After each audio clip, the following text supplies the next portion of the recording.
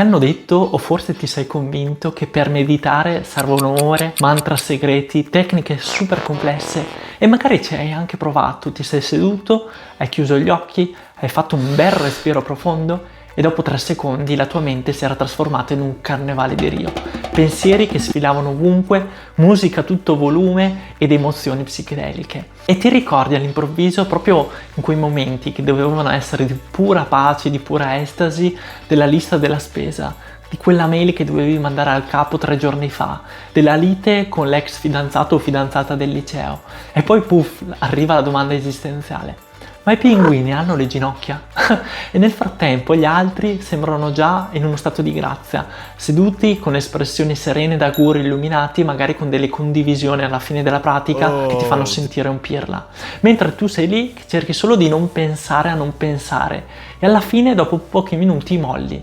Ti convinci che la meditazione non fa per te, che forse ci vuole un talento speciale per riuscirci, che magari non sei abbastanza spirituale, abbastanza zen, abbastanza qualcosa. Ma sai una cosa?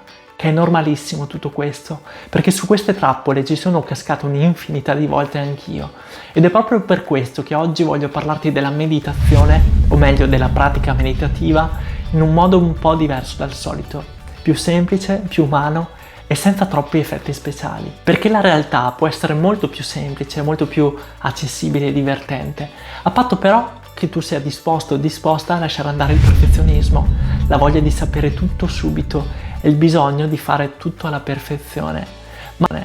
Ma una premessa per me è veramente fondamentale, perché lo scopo di questo video non è quello di venderti una formula magica che ti risolva la vita per sempre, o che ti trasformi in un essere illuminato in 5 mosse, o che ti garantisca una pensione karmica per le prossime 5 reincarnazioni. Voglio solo parlarti di cosa sia, di cosa non sia la meditazione e perché potrebbe essere interessante prenderla in considerazione. E voglio anche darti degli spunti pratici, in modo molto semplice, essenziale, in modo che tu possa iniziare a praticare da subito. Ma giustamente ti potresti chiedere, ma chi è sto qua che me ne sta parlando? E per me è molto importante chiarirlo, perché non sono un maestro, non sono un guru, non sono un santone e sebbene lavori nel mondo della consapevolezza dal 2015 e abbia e tuttora sto collaborando con realtà incredibili come My Life Design, Daniel Omera, contribuendo alla diffusione di queste pratiche, di queste consapevolezze in aziende, istituzioni, carceri, ospedali e scuole, e sebbene abbia scritto anche un libro uscito con un Rizzoli, non sono qui per dirti che la meditazione sarà la soluzione a tutti i mali e che ti trasformerà in una versione mistica di Leonardo da Vinci. Sono semplicemente una persona che, come te, ha fatto un percorso, anzi più di uno, e che a un certo punto, in un momento di grande crisi, si è trovata davanti a un bivio. Mollare tutto oppure continuare quello che stava facendo con più consapevolezza. E così ho iniziato ad addentrarmi davvero nel mondo della meditazione, iniziando a semplificare, a fare tabula rasa, perché questo era un mondo che inseguivo da tempo, ma che puntualmente mi sfuggiva, perché troppe informazioni, troppe tecniche, troppa confusione e troppo poco tempo. Perché diciamocelo, come potevo permettermi di meditare un'ora al giorno se non avevo neanche il tempo di respirare, essendo a capo di un'azienda, avendo dei progetti, un team da coordinare e tutto il resto? Ma sentivo che in qualche modo dovevo entrarci, così ho iniziato a percorrere un sentiero più semplice, imperfetto sicuramente, ma che potesse adattarsi a me, alle mie esigenze, ai miei bisogni, che all'epoca non erano sicuramente quella di illuminarmi, ma di evitare un infarto. Perché capita a tutti di sentirsi sopraffatti da 1000 stimoli esterni che ci portano a disconnetterci dalla nostra stessa vita. Ed è lì che ho capito una cosa fondamentale, cioè che meditare non toglie tempo alla vita, ma te lo restituisce con gli interessi. Ed è proprio in quel contesto che un giorno è scattata una consapevolezza ancora più grande, cioè che siamo bravissimi a complicarci la vita. E nel mio percorso è stato veramente essenziale rendere la pratica meditativa a misura d'uomo, perché troppo spesso viene idolatrata trasformandola in qualcosa di mistico, quasi irraggiungibile. Perché vogliamo imparare a meditare, ma finiamo tante volte a perderci in cose secondarie, come sul significato di nirvana, di samadhi, nei mantra, nei 5000 anni della tradizione meditativa e magari pure sui gossip tipo il Buddha aveva dei figli, aveva una fidanzata, faceva dissing con qualche altro maestro. È un po' come quando decidi di iniziare a fare delle fotografie e anziché utilizzare un cellulare ti compri una reflex da 4.000 euro, ti iscrivi ai corsi sull'ISO, sul diaframma, passi le notte su YouTube a guardare 1000 tutorial e poi chiaramente abbandoni perché troppe cose e la storia è sempre quella. Ci riempiamo di cose, di teorie, di informazione, ma la meditazione ci chiede solo una cosa: essenzialità. Perché come scrivo nel libro Chi si ferma si ritrova, per imparare a meditare non ti serve sapere tutto, ti bastano quei pochi fondamentali, quelle poche informazioni che possono fare veramente la differenza. Ed è questo che esploreremo in questo canale. Perché una volta instaurata l'abitudine, il resto verrà da sé, la voglia di approfondire, di esplorare, di conoscere, sarà tutto un effetto collaterale. Ma che cos'è a sto punto la meditazione? Innanzitutto non significa per forza sedersi a gambe incrociate come un pretzel e non significa neanche canalizzare energie incredibili, visualizzare posti fantasmagorici né rilassarsi o respirare consapevolmente, perché nel suo significato più autentico di una storia che supera i 5000 anni e che qui per forza di cose semplificheremo, la meditazione è uno stato di coscienza. E cosa si intende esattamente per stato di coscienza? Mi chiese un giorno Susanna durante uno degli incontri settimanali con gli apprendisti meditatori. In ambito meditativo è proprio quando la mente entra in una condizione diversa dal solito. E non è solo una questione di presenza, anche se questa è un aspetto fondamentale, ma di come percepiamo noi stessi e il mondo intorno a noi. È un po' come quando nei sogni ti chiedi se stai davvero volando o se è solo un sogno, perché per un attimo sembra tutto così reale che quasi pensi di poter dare lezioni di volo. È proprio quella sottile linea tra realtà e consapevolezza profonda, dove i confini sfumano e tutto appare più chiaro, più leggero, perché semplicemente smetti di essere qualcuno e inizi a essere in quello stato in cui sei veramente te stesso. Ma questi sono piccoli barlumi e andando più nel pratico spesso si fa confusione tra meditazione intesa come stato e pratica meditativa, perché la pratica meditativa invece è uno strumento, un veicolo, la bicicletta scassata che se usata con consapevolezza ti porta in quello stato. E come tutti sappiamo non esiste solo una tecnica, una pratica di meditazione, ci sono più pratiche che pastiglie per il mal di testa, perché ci sono meditazioni sedute, camminate, stese, a occhi aperti, a occhi chiusi, con mantra, senza mantra, a campo aperto, a campo chiuso e via dicendo. È un po' come la pizza, ci sono migliaia di gusti e la meditazione è proprio quando ti stai gustando quella pizza. La pratica meditativa è invece la buona anima che te la cucina e te la porta. E praticare la meditazione è un grande allenamento di concentrazione, ma allo stesso tempo anche un atto di resa, perché da un lato ti allena a portare attenzione e consapevolezza al momento presente. Sviluppiamo una qualità appunto che stiamo sempre più perdendo, che è quella della concentrazione, e dall'altro ti aiuta pian piano a calmare la mente e a non impazzire quando appena chiudi gli occhi fiorano i pensieri di cui parlavamo prima, la lista della spesa, la mail non inviata, il contratto gas e luce da disdire e via dicendo. E tra poco ti condividerò un piccolo metodo per poterla iniziare a praticare da subito, ma è bene prendere prima consapevolezza che quel silenzio di cui spesso si parla non arriva quando inizi a lottare contro i tuoi pensieri o perché in qualche modo hai acquisito un'abilità speciale, anche se il nostro cervello è plastico e ci aiuta ad arrivare in quegli stati sempre più velocemente con la pratica e la costanza. Avviene quando inizi a mollare la presa, e per mollare la presa intendo quando inizi a lasciare andare il controllo, il bisogno di sapere cosa stai facendo e così via. Ad esempio, immagina di stare in acqua al mare cercando di rimanere a galla con tutte le tue forze. Ti agiti, scalci, ti stanchi, poi a un certo punto smetti di lottare, ti abbandoni e scopri che quell'acqua salata ti mantiene sollevato. Ed è così anche un po' per i nostri pensieri, perché più cerchi di fermare quei pensieri, più questi si agitano. Ma se smetti di lottare con loro e semplicemente li lasci scorrere e li osservi, allora lì inizia ad arrivare il silenzio. Perché non si tratta di arrivare da qualche parte, e ti prego, non scadiamo in quelle logiche tipiche di una società moderna votata alla competizione, perché siamo già pieni di obiettivi, di scadenze, di responsabilità, di traguardi.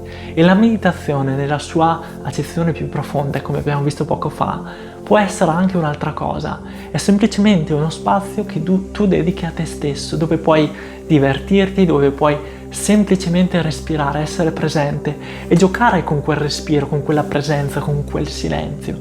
Perché tutta sta cosa non vuol dire fare una gara di competizione, non vuol dire raggiungere per forza l'oro olimpico, e non vuol dire che se mediti 3 ore sei un figo della Madonna e se mediti 3 minuti sei una schiappa. Perché il punto, a mio avviso, è la tua presenza in quei 3 minuti e quanto tu stai dedicando a quegli spazi. È un momento in cui ci sei tu con le tue vulnerabilità, perché proprio quando lasci andare quella ricerca di un risultato, che inizia a lasciare spazio alla comprensione che tu non sei i tuoi pensieri, tu non sei le tue emozioni, sei qualcosa che va oltre. Così come tu guardi il cielo non sono le nuvole, il cielo è qualcosa di vasto, di ampio, di infinito. Ed è con la pratica, la costanza, la leggerezza che arrivi a quello stato di cui abbiamo parlato prima, di non definizione. Ed è per questo che ti suggerisco di non perderti tra le 1000 tecniche che trovi in giro. Prendi una tecnica semplice ma che sia sostenibile nel tempo e portala avanti. Solo così potrai iniziare a vedere davvero che effetti avrà su di te. Perché sai, potrei raccontarti un sacco di benefici della meditazione, perché come ben racconta anche Daniel, ci sono quasi 40.000 studi scientifici che toccano il tema della meditazione. Potrei parlarti di come questa riduca lo stress, l'infiammazione, migliori la gestione delle emozioni, i pensieri, aiuti l'ansia, persino favorisca la longevità grazie al suo impatto sui telomeri, eccetera, eccetera, eccetera. E potrei anche raccontarti di come sviluppi gli stati di connessione, di empatia, di tante belle cose, e potrei anche dirti di cose che purtroppo non tanti dicono, cioè che in alcuni casi è bene fare attenzione a pratiche troppo intense se alla base ci sono già dei disturbi psicologici. Ma non voglio fare il sapientino o annoiarti con tutto questo, perché lascio volentieri il compito di raccontare dei benefici a chi è sicuramente più esperto di me in materia. Ma quello a cui voglio portare attenzione è qualcosa di molto più immediato, che è la concentrazione. Perché diciamocelo, viviamo in un'epoca in cui l'intelligenza artificiale ci sta letteralmente mangiando i tortellini in testa. E cosa ci rimane se non sviluppare la nostra creatività, il nostro focus, la nostra capacità di concentrazione? E se la nostra attenzione ha un livello pari a quello della pisciolina Dory della ricerca di Nemo, dove pensiamo di voler andare?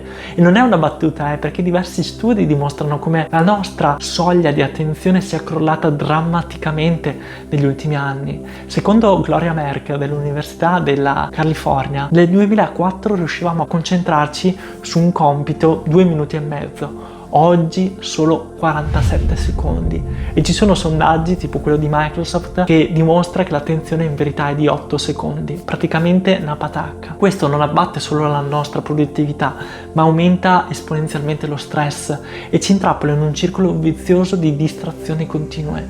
E sai di cosa sto parlando? Perché hai presente quando prendi in mano il cellulare per rispondere a un messaggio o inviare una mail e 10 minuti dopo ti trovi a guardare i video sui gattini, chattare con tua zia, riempire il carrello dello store online e così via. Poi quando poggi il cellulare ti rendi conto che non avevi fatto quello per cui avevi preso in mano il cellulare. Questo fenomeno ha un nome, si chiama cervello popcorn, così lo richiama un ricercatore dell'Università di Washington. È proprio quello stato mentale in cui i pensieri saltano da un argomento all'altro, proprio come chicchi di mais che scoppiano in una pentola. E chi ne soffre fatica a concentrarsi, a mantenere un flusso di pensiero coerente, si porta dietro quindi stress, affaticamento e persino anche difficoltà nelle relazioni.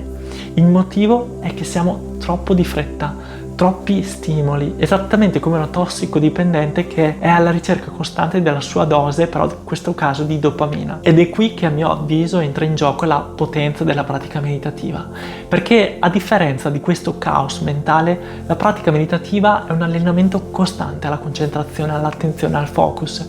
È come mettere il cervello a dieta, disintossicandolo da questo bisogno frenetico di stimoli, riportandolo a uno stato più calmo, lucido, focalizzato. E cosa significa questa presa di potere? Beh, te lo lascio solo immaginare. E come si inizia? Da dove si parte? Beh, intanto te ne parlo nel mio libro che si chiama Si ritrova. E se vuoi ho preparato anche una sfida gratuita di 7 giorni per portare la pratica da 0 a 5 minuti tutti i giorni. Ma voglio ritornare ad un punto fondamentale prima di raccontarti i 5 step. Il punto non è sperimentare, come ti dicevo, 1000 tecniche alla ricerca di quella perfetta, che poi va a finire un po' come il Santo Graal, che chi si è visto si è visto. Il punto, a mio avviso, è quello di scegliere un metodo e portarlo avanti nel tempo e magari anche adattarlo alle proprie esigenze e necessità. E il più semplice che esista, a mio avviso, è questo, cioè step 1: siediti a gambe incrociate o su una sedia, però con la colonna vertebrale ben eretta. Step 2: porta attenzione al tuo respiro senza controllarlo, modificarlo, e fermati. E step 3: rimani costantemente ad ascoltare la sensazione dell'aria che entra ed esce dalle tue narici. E step 4: se arrivano dei pensieri, delle emozioni, semplicemente osserva, prendine consapevolezza e torna al tuo respiro. E step 5: chiudi ogni pratica con un piccolo ringraziamento. E che tu scelga di fare tutto questo per 1 minuto al giorno, 13 minuti, il suggerimento è: fallo tutti i giorni, perché è lì che inizia ad accadere qualcosa, che qualcosa dentro di te si disinnescherà, ed è lì che inizierai forse a osservare con più profondità cosa si muove dentro di te, sotto le tue insicurezze, il tuo bisogno di controllare le cose, sotto il bisogno di perfezionismo, dietro a tutte le paure e così via, ma senza analizzare quello che accade, perché questo è un compito che lasciamo fare ad altri, ma con l'obiettivo solo di diventarne consapevoli. E magari nei prossimi video potremo esplorare insieme come allenare la costanza, come gestire i pensieri ribelli e trasformare la meditazione in qualcosa di naturale senza forzature.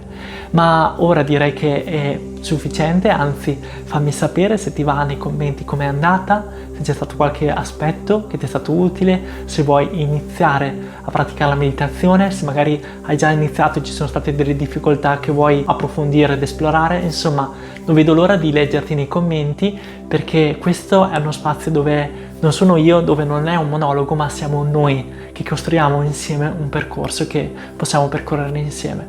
Grazie per la tua presenza e se ti va ti aspetto tra le pagine di Chi si ferma si ritrova.